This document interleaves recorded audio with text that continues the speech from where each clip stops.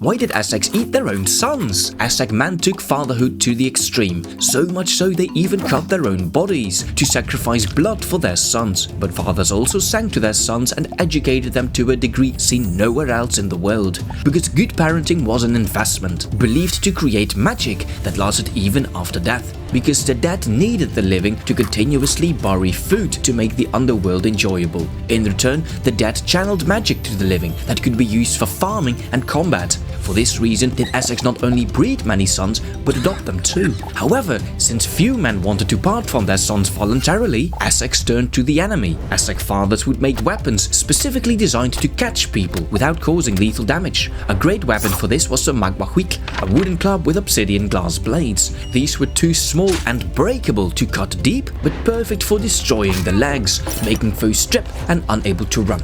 This way, many Aztec warriors captured one or several enemy soldiers. The captive was then brought to the father's house, where his family took care of his wounds, fed him and tried to make him feel as welcome as possible, drinking hot chocolate, singing songs, playing board games. With each day, the captive became less a stranger and more like a real family member. The father held a ceremony where he loudly proclaimed to the captive and his family, "You are now my beloved son." Surprisingly, the captive often accepted, returning, "You are now my beloved father." This created a binding contract that magically tethered both father and son to each other wherever they went. For the son and father then traveled to the pyramid. A priest would greet the son by pushing a piece of bread in his face, yelling, "This is your god now."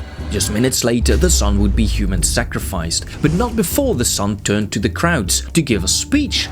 "I don't know half of you half as well as I should like, and I like less than half of you half as well as you deserve." Because actually, the son was often happy this was all happening. His own home city, in fact many around the Aztec Empire, had very similar religions. They believed human sacrifice was not only crucial to the survival of humanity, but beneficial to the individual who was sacrificed. Because for most, Aztec afterlife was grim, an eternity in a dark underworld, a fate that could only be escaped by dying in battle or as a human sacrifice. Aztec Valhalla, the sacrifice were honored and became the warriors of the supreme god of the sun. For 4 years, they would fight demons so the sun could rise. Without these warriors, the world would end, but as a reward, they would live out the rest of their afterlife as hummingbirds or butterflies who lived in a perpetually drunk state from all the sweet nectar.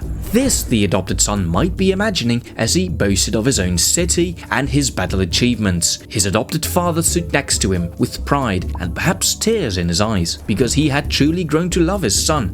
This empathy and emotion was important not only for religious reasons and the derived magical benefit for both father and son, but because the father hoped that he too one day would become a human sacrifice in an enemy city. By honoring the son, the father gained honor himself. The son was then stretched over a stone table where the priest cut out his still living heart, then cut off his head and rolled his body down the pyramid steps. The father then ran down to collect his son's body.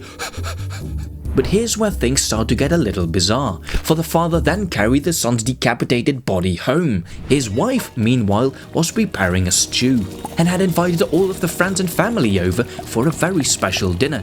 Attracted by the savory smell, guests would soon arrive at the door. They were greeted by the father, who had now painted his own body white as a sign of mourning. The father then gave them a tour of the house, proudly pointing to his new furniture, which were the human bones of his recently deceased son. The guests would allow themselves to soak up some of the magic these bones were now producing. But the main attraction was yet to be served, a piping hot stew made from the adopted son's flesh.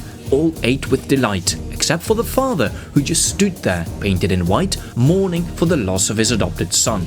"Cheer up, old boy," the guests might say. "Your son might be gone from this world, but he still lives on inside of you, as he does in all of us." In short, Aztec cannibalism was pretty weird, brutal for sure, but also filled with meaning, honor, and strange as it sounds, love.